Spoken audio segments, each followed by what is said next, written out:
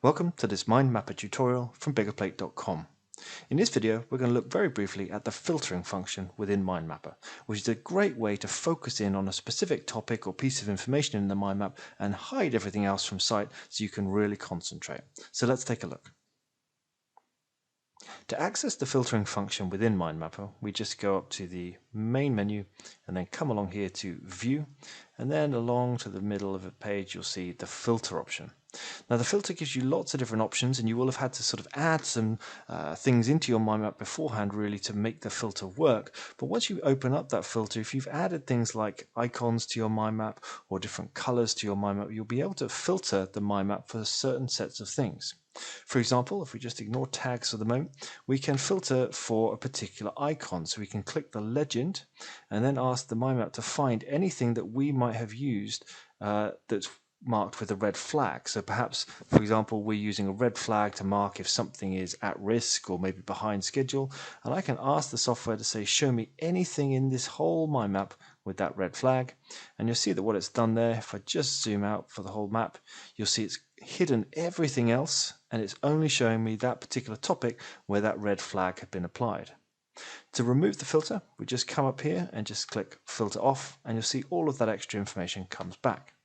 Likewise, we might filter by the topic color. So perhaps you're using particular fill color on certain topics to indicate, again, maybe something is a positive or a negative.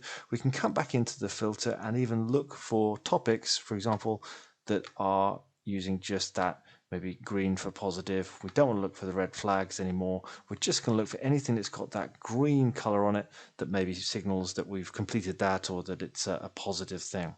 So we can filter by things like the topic color, or if you've been using things like tags in the MindMapper software, which you can view in another tutorial, you can also filter by those tags, provided of course you've added them and assigned them into the software, into the mind map beforehand.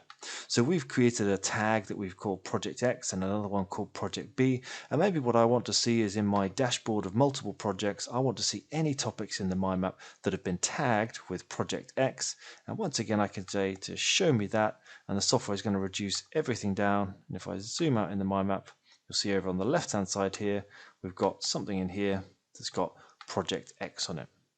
So filtering is a fantastic way of just hiding all the clutter and all the surrounding information and really focusing in on whatever it is you need to give your full attention right now.